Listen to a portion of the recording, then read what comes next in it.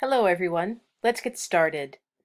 Today we're going to be talking about biotechnology and recombinant DNA. So the first thing we need to do is define these two important terms. Biotechnology is simply the use of microorganisms, cells, or cell components to make a product. Some things that are produced through biotechnology include certain foods, antibiotics, vitamins, enzymes, all kinds of things. Recombinant DNA is defined as DNA that has undergone the insertion, removal, or modification of genes to produce commercially desirable products. A lot of people refer to this type of recombination technology as genetic modification. And I'm sure you've all heard of GMOs or genetically modified organisms and foods. But there are other commercially desirable proteins that get produced by recombining DNA. Things like insulin, for example, and other drugs, vaccinations. Lots of important products that are related to healthcare. In this table, you can see some of the pharmaceutical products that have been produced through the recombination of DNA, or what we used to call genetic engineering. If you look on the left-hand side of the table, you can see the name of the product, and again, these are all pharmaceutical products, so things like alpha interferon and the hepatitis B vaccine and human insulin or human growth hormone. On the right-hand side, you can see what this particular pharmaceutical product is used for in human medicine. On this slide, we can see the continuation of this table. On the right-hand side, again, are some more pharmaceutical products, the influenza vaccine, for example, interleukins, monoclonal antibodies, things like superoxide dismutase, the drug called Taxol, which is used to treat certain cancers, tumor necrosis factor. Lots and lots and lots of pharmaceutical products that are used in human medicine have been produced through the production of recombinant DNA. So how do we do this work? How do we recombine DNA? How do we insert, remove, and modify genes to produce these pharmaceutical products and other commercially desirable products? We use a tool called a restriction enzyme to do a lot of this work. This is a naturally occurring enzyme that has been harvested from cells that can cut the DNA double helix in very particular locations. It cuts DNA so that it actually results in the removal of a piece of DNA from the double helix, a double-stranded piece of DNA from the double helix, and that allows for the insertion of another piece of DNA at that site, or for the piece that gets removed to be removed and then the cut ends to be joined back together. The other tool that we make a lot of use of when we produce recombinant DNA is the vector. We're going to talk specifically about viral vectors, but vectors are basically the tool that we use to insert other DNA into a living cell, to deliver DNA into a target cell. So let's take a couple minutes and first talk about these restriction enzymes. These are a class of enzymes called endonucleases. They are naturally occurring enzymes, again, produced by bacteria, and they are capable of cutting double-stranded DNA at very particular sites. In other words, near a particular sequence of bases. Now you might be curious why a bacterial cell would produce restriction enzymes. Well, remember, bacteria are capable of horizontal transmission of DNA. They're capable of passing DNA from neighbor to neighbor. And it's sometimes in the best interest of the bacterial cell to take that DNA that it has gained and put it into its chromosome. So restriction enzymes in a bacterial cell allow for this newly acquired environmental DNA, if you will, to be added to their chromosome. We then can harvest restriction enzymes from bacterial cells and use them for our own devices, use them to alter DNA according to our own specifications. Restriction enzymes recognize very specific sites in the DNA double helix. They tend to recognize specific base sequences that are either 4, 6, or 8 bases long. In other words, the enzyme is going to look for and bind to particular sequence of bases that are either 4, 6, or 8 bases long. Remember, they can cut the double helix through both strands, these enzymes, but they cut it asymmetrically, and that's an important feature of how they work.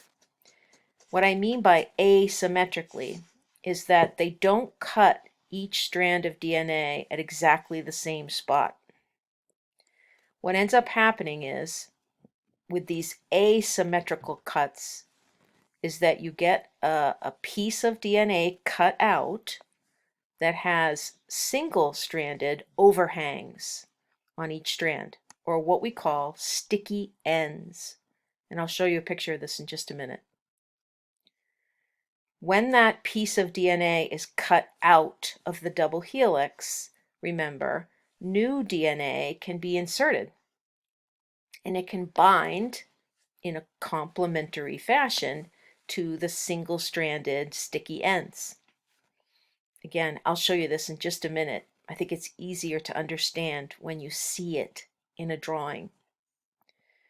Finally, once all of this cutting and removing and inserting is done, a specific enzyme called DNA ligase can come in and seal all the breaks, all of the cuts that were made to the double helix. So this is a busy slide, but it walks us through the process of a restriction enzyme cutting into a double helix of DNA. So let's take a look at this, walk through it number by number by number. So up at the top left, we can see that a restriction enzyme is locating a particular sequence of DNA on a double helix. So you can see 2 strands of DNA here in purple. And they've drawn for us in this turquoise color a sequence of bases. And you can see that this is a sequence of 6 bases, particularly GAATTC. Now, this is the kind of sequence of bases that when you see it and a restriction enzyme sees it, generally what happens is it's going to repeat very close by that location. So these recognition sites, as we call them, tend to occur in pairs. If this GAATTC occurs here, then it's likely to occur nearby once again. This is going to allow the enzyme to find it and make a cut here, and then find it over here and make a cut, so that the piece in between the 2 recognition sites can be removed. Now in the drawing, they're showing us these little tiny magenta colored arrows. That is the spot where the enzyme is physically going to break the strand of DNA. And as you can see, the arrows don't line up on the 2 strands. On this lower strand, the enzyme's going to cut between the A and the G. On the upper strand, it's also cutting between A and G, but because of the complementary nature of base pairing, those cuts are being made asymmetrically. Same thing over here in the second recognition site. The cuts are made between A and G on both strands, but they are asymmetric cuts. They're in two different spots. So what happens when the enzyme makes these cuts? It's going to produce a fragment that will detach from the chromosome and that has what we call single-stranded overhangs. On the top strand, the overhang is over here in dark purple, and on the bottom strand, the overhang is over here in dark purple. Notice again, because of the complementary nature of base pairing, that the overhangs have the same sequence. There's a T, T, C on this side, and if you come in from the end, A, T, T, C on this side.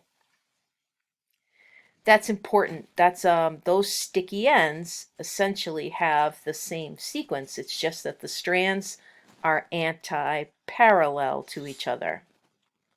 Now, here's where human beings step into the equation, because we are capable of creating a fragment of DNA that will match these sticky ends, but that has some genes in between that we want to insert into a cell. So what they're showing us here in gray is a fragment of DNA that might have been created by a human in a laboratory.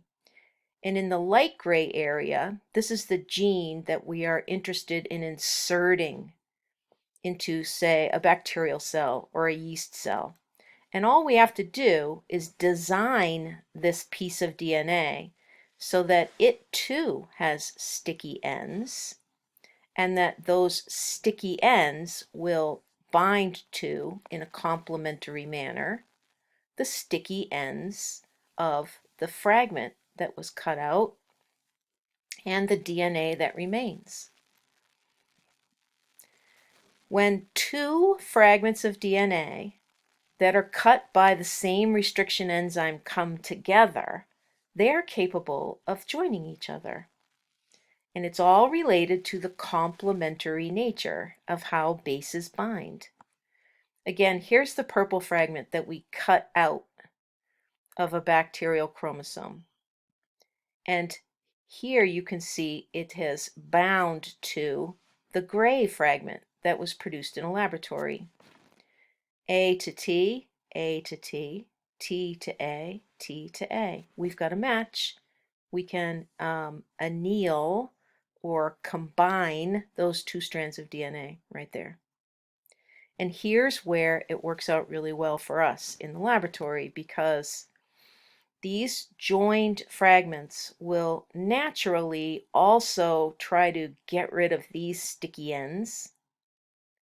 Remember, DNA likes to exist as a double strand. It's going to want to get into a double-stranded structure if possible. And the easiest way for this to become a double strand is for it to create a circle with itself. Can you see that? Sometimes in higher organisms, the fragment will remain linear, but in a bacterial cell, it's very common for it to create a circular double-stranded piece of DNA, or what you and I would call a plasmid. Remember, we're not quite done even when this is created. We have to seal up all the little breaks in the DNA, and that's what that enzyme DNA ligase does. So essentially, what we have created through this process is a plasmid that contains genes that we might be interested in having expressed by a living cell.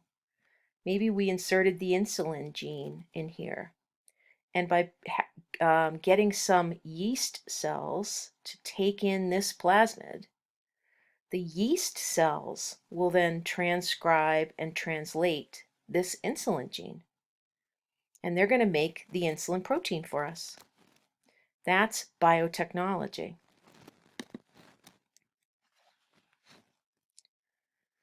So we use plasmids, we create plasmids, and we use them to deliver DNA into target cells so that those target cells can then express that DNA and make protein for us.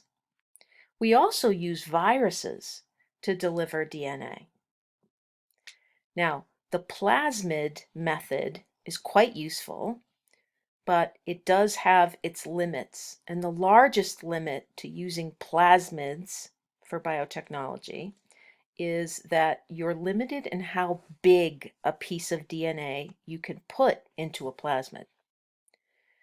But once you have the plasmid made, you've created something that bacterial cells and yeast cells are good at taking up from the environment.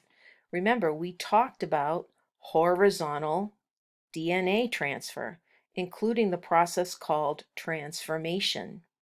Remember, transformation is when a cell takes up pieces of DNA from the environment. All we have to do is put that piece of DNA in their environment, that plasmid in their environment, and they will take it up. So we certainly make use of plasmid vectors. But when the piece of DNA that we're trying to insert into a cell is too big for a plasmid, we do have that other option, which is to use a virus to deliver it.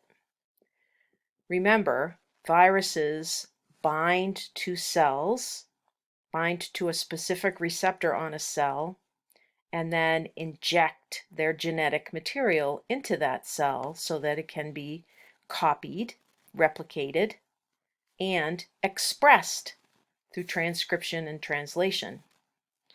There are viruses in the retrovirus family and the adenovirus family and even the herpes virus family that have been used as vectors to deliver DNA into a cell on purpose. Now, a lot of people find viral vectors to be very frightening. The idea that we would use viruses in the laboratory to move DNA from cell to cell, it's very scary sounding. But it's important to remember that viral vectors are modified versions of these viruses. So these are retroviruses and adenoviruses and so on that have been altered in the laboratory so that they are not pathogenic to us.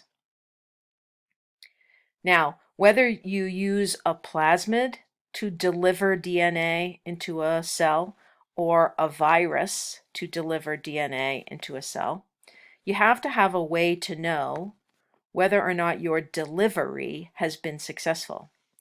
In other words, you can produce a plasmid in the laboratory and you can expose, say, bacterial cells to that plasmid, but you have to have a way of finding out whether or not you were successful in getting the bacterial cell to take in the plasmid that you made.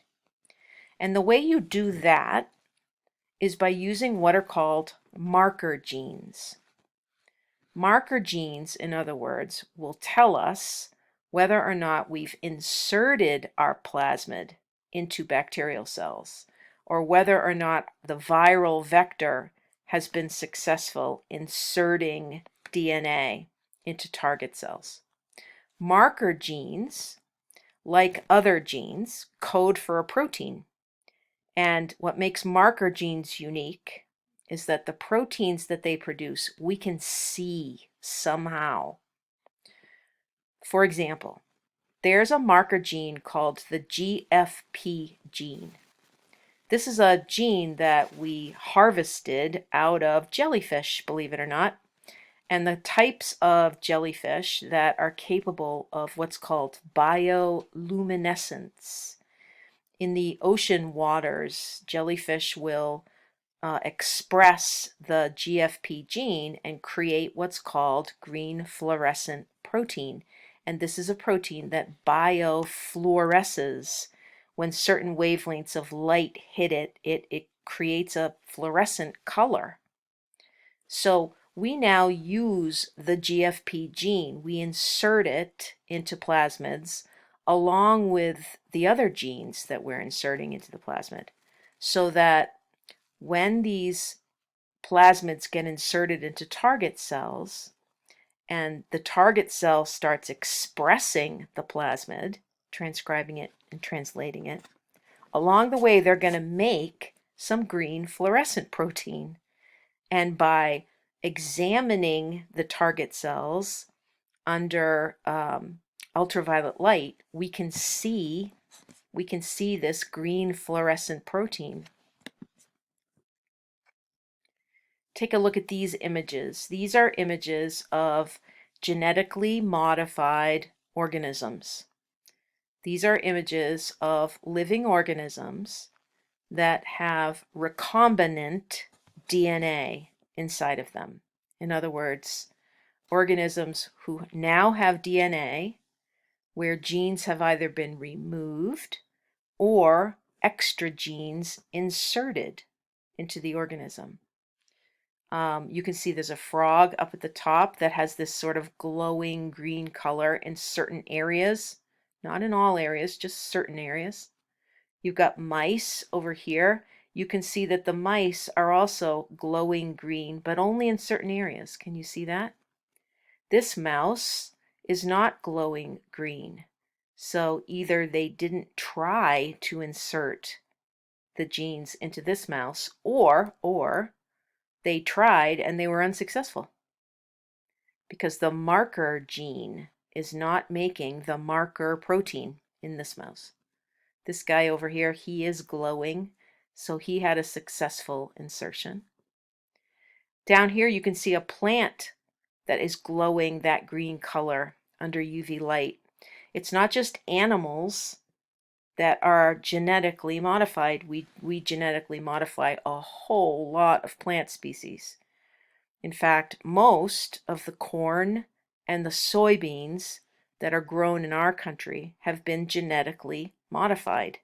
They have had genes inserted into them that give the corn and the soybeans traits that we happen to like. For example, we can use genetic modification to create species of corn that are drought resistant or are pest resistant. Species of corn that therefore don't need to be sprayed with herbicides or pesticides because they now have a gene in them that makes them resistant to insects and things like that. Over here on the bottom left, you can see some bacteria that have been genetically modified. And again, when it comes to biotechnology, bacteria and yeast are used quite a bit. They have the cells genetically modified in order to produce proteins that have commercial value. Again, sometimes pharmaceutical value and sometimes other commercial value.